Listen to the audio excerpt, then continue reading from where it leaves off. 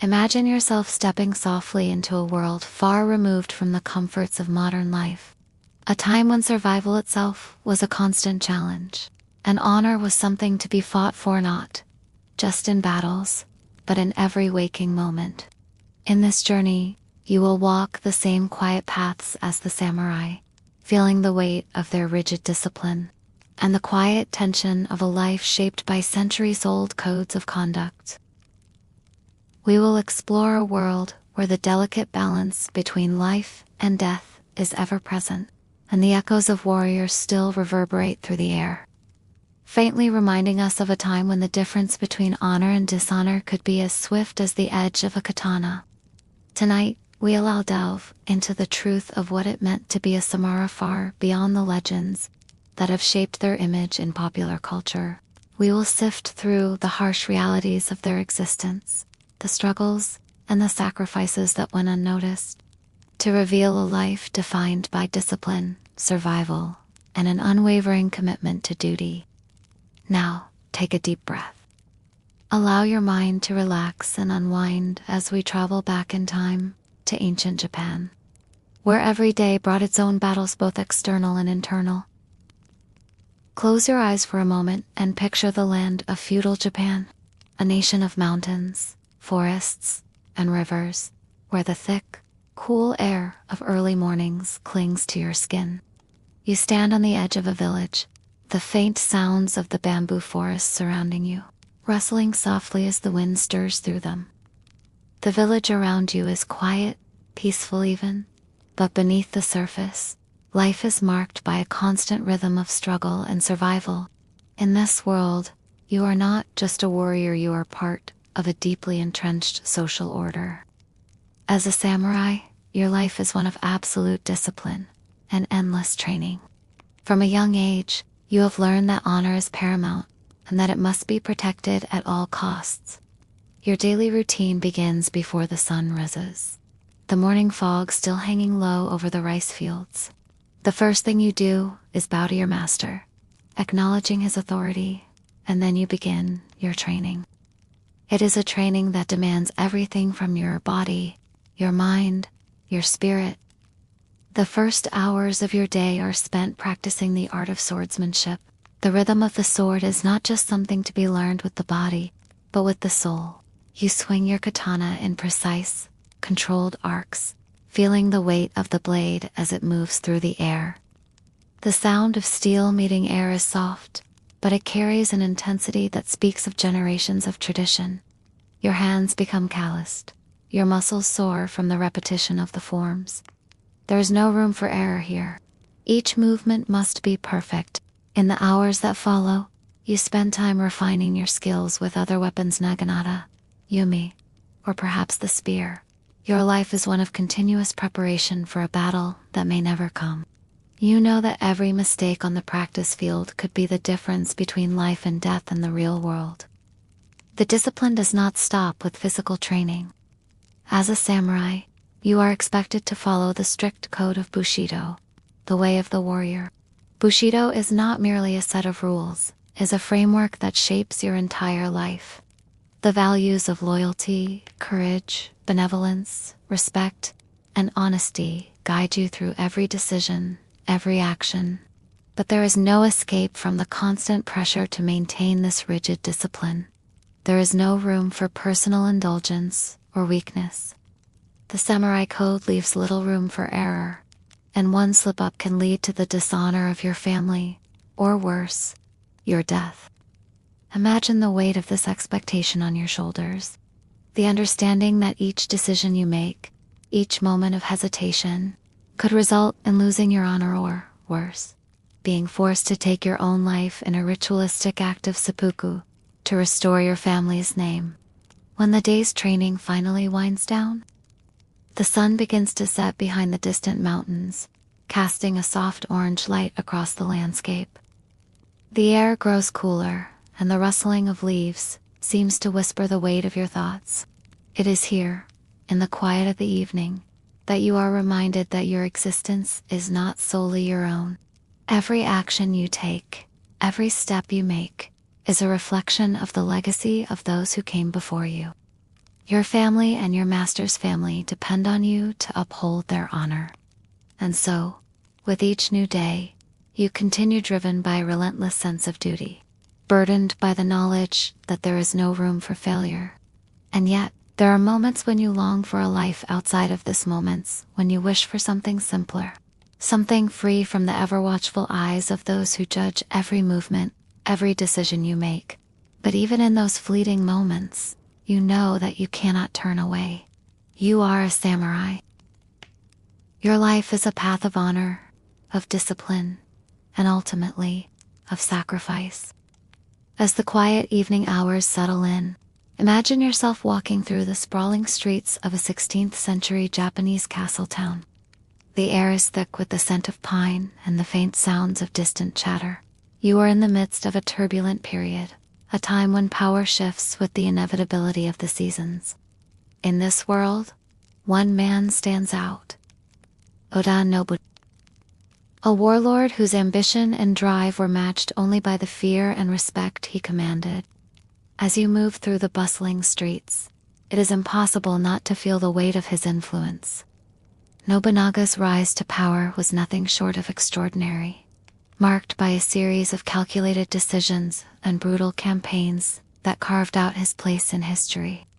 Born into the Uda clan in 1534, Nobunaga's early life was far from assured.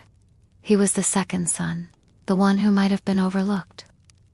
Had it not been for the sharpness of his mind and the boldness of his actions. Imagine the surprise of those who underestimated him just as the world underestimated the young samurai. He would soon grow to command an army that could unite Japan. Nobunaga's path was paved with military victories and bold alliances. His most notable achievement, the Battle of Okayazama, in 1560, was a stunning victory against an enemy many times larger than his own forces. It was a turning point, one that marked the beginning of his rise as a dominant figure in Japanese politics. The rhythm of Nobunaga's life was a dance of conflict and strategy, each decision carrying immense weight, each battle a step toward his goal of unification. But behind the triumphs was a man constantly balancing on the edge of a razor blade. His reputation for cruelty in battle and his ruthless consolidation of power painted him as both a visionary and a tyrant. His soldiers admired him for his military genius, but they feared the sharpness of his temper, the swiftness with which he dealt with anyone who threatened his authority.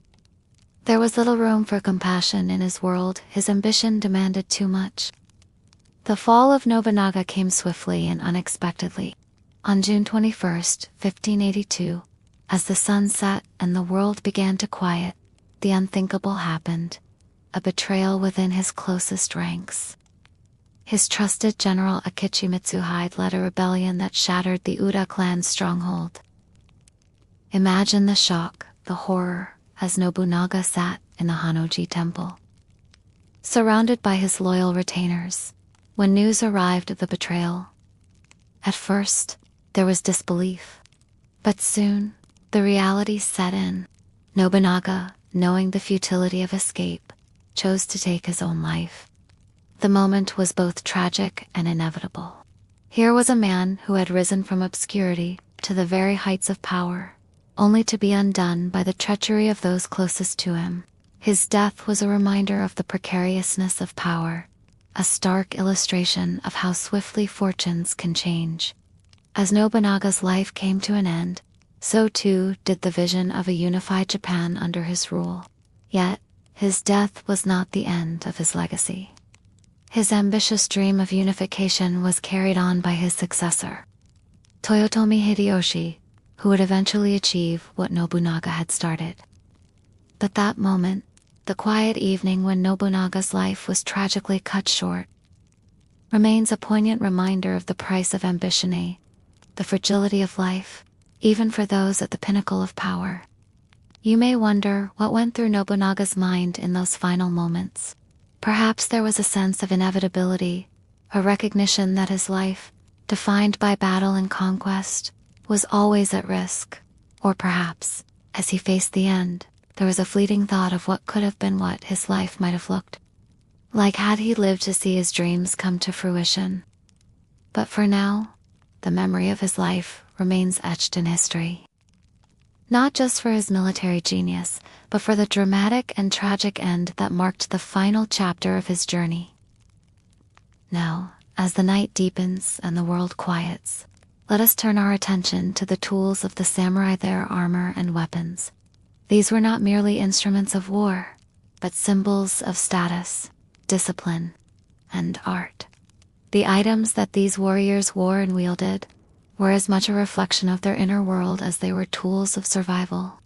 Let us now step into a quiet forge, where the rhythm of the hammer against steel reverberates in the cool air, and the sparks fly in slow motion, each one a glimmer of the samurai's legacy. Imagine yourself standing in the heart of a blacksmith's workshop, the smell of hot metal and burning charcoal filling your senses. The blacksmith works with great care, his hammer creating a rhythmic tapping sound as it shapes the blade. Here, in the silence of the forge, the samurai's katana comes to life, its steel folded and tempered to perfection, each fold adding strength and sharpness. The katana, the samurai's most iconic weapon, was much more than a blade. It was the embodiment of the samurai's spirit. Every katana was unique, made by skilled artisans who would work for years, crafting a blade that would one day be passed down through generations. The process of making a katana was precise and painstaking. The steel was folded and hammered repeatedly, as many as 16 times, each fold adding layers of strength and flexibility.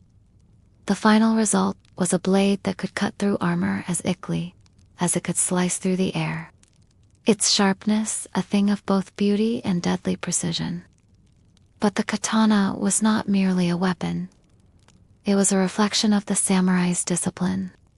A samurai would spend years learning to wield it, to master its weight and balance.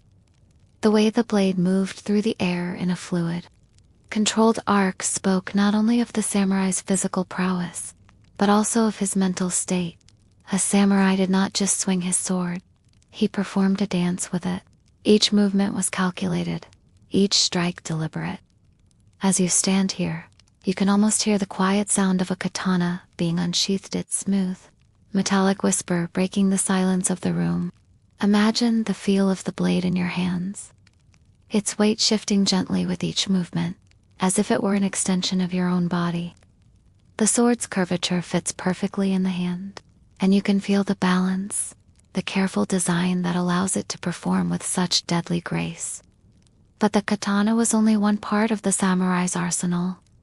Alongside it was the armor, meticulously crafted and designed to offer both protection and flexibility. Samurai armor, like the katana, was a work of art. The helmet, or kabuto, with its flowing crest and intricate designs, was a symbol of power and status. The armor itself, made of iron plates laced together with silk cords, was designed to protect the warrior without hindering his movements. It was often adorned with beautiful motifs, sometimes featuring intricate designs of dragons or tigers, representing the samurai's strength and courage. The armor was also a reflection of the samurai's connection to the elements of nature. The colors and patterns chosen for the armor often held symbolic meaning. Deep blues and greens might represent water and the earth, while reds symbolize fire and strength. The samurai, dressed in their finely crafted armor, would stand as a living testament to the balance between nature, art, and war.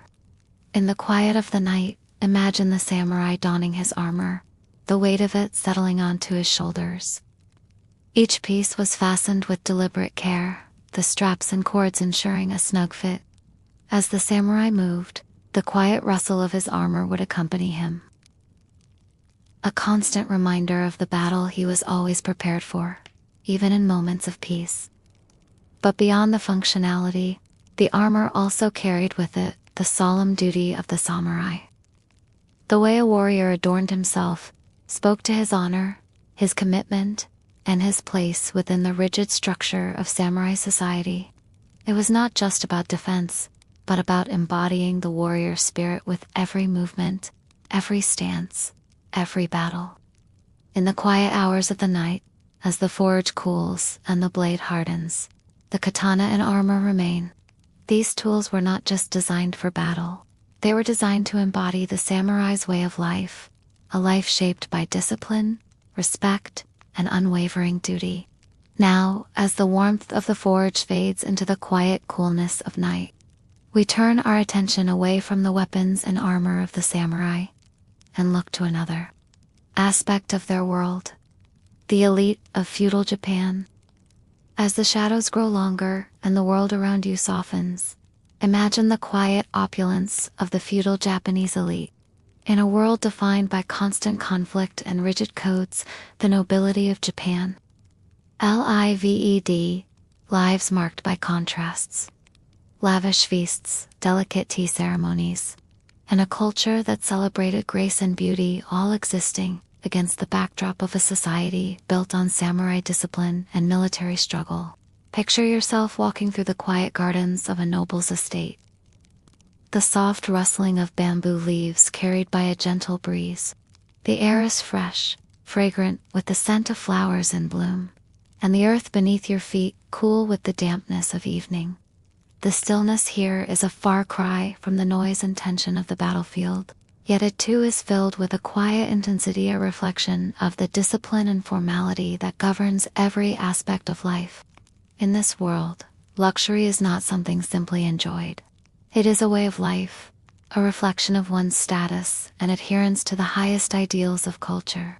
Nobles, or daimyos, live in large, carefully constructed estates, their wooden walls adorned with delicate paper screens, and their gardens designed to evoke harmony with nature.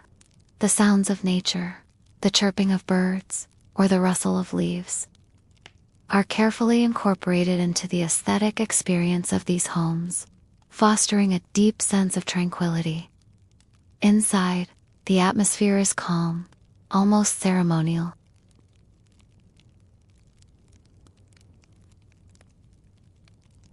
Tea ceremonies unfold in intimate rooms, requiring years of study and refinement.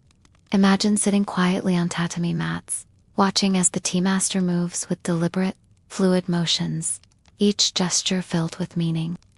The sound of water pouring into a ceramic bowl is soft, almost reverential. The ritual of tea is not just about drinking, but about embodying harmony, respect, purity, and tranquility, values that are central to the samurai way of life, even as they contrast with the violence of battle. The food in these estates, simple yet exquisitely prepared, is another form of art. Each meal is a visual feast, as much a display of grace and precision as it is nourishment. Imagine yourself sitting at a low wooden table, where each dish is arranged with care, small portions of fish, rice, and vegetables, each portion garnished with delicate sprigs of herbs. The meal is eaten slowly, thoughtfully, each bite a reflection of the moment, with no hurry to finish, no rush to move on to the next task. It is in these moments of stillness, between the measured sips of tea and the slow enjoyment of food, that the true essence of the samurai's elite lifestyle is revealed. However, even within these serene walls, the samurai must remain ever conscious of their role within a society built on hierarchy. Though the daimyos and their families enjoy the comforts of luxury, they are also weighed down by the responsibilities of leadership. Their power is never truly free from the burden of political intrigue, constant vigilance, and the delicate dance of maintaining their authority. The samurai, despite their wealth, are always aware of the tenuousness of their position, the shifting allegiances of the samurai class, the ever-present threat of betrayal, and the constant pressure to maintain honor keep even the most powerful among them on edge. Within these grand estates, there are also glimpses of the stark contrast between the lives of the elite and those of the common samurai or peasants. While the warriors training in the dusty fields wear armor that is well worn, their weapons battered from constant use today, and their families enjoy the luxury of finely crafted objects, ornate kimonos, polished lacquerware, and exquisite fans, all designed to demonstrate their wealth and status. Their lives are defined by ceremony, not combat. Their time is spent in contemplation, in strategic planning, and in the maintenance of their image. Yet, beneath all of this, there is always the shadow of the samurai kodobushi. The life of the noble, for all its elegance and refinement, is still governed by a rigid sense of duty and honor. The samurai may dwell in luxury, but the idea of service to the emperor, to the nation, and to their families never wavers. Even in the quietest moments of their day, they must remain ever aware of the responsibility that comes with their position. As you wander through the stillness of the garden, the hum of life outside the estate seems far away. The luxury here is tranquil, but it is always tinged with the understanding that such comfort is precarious.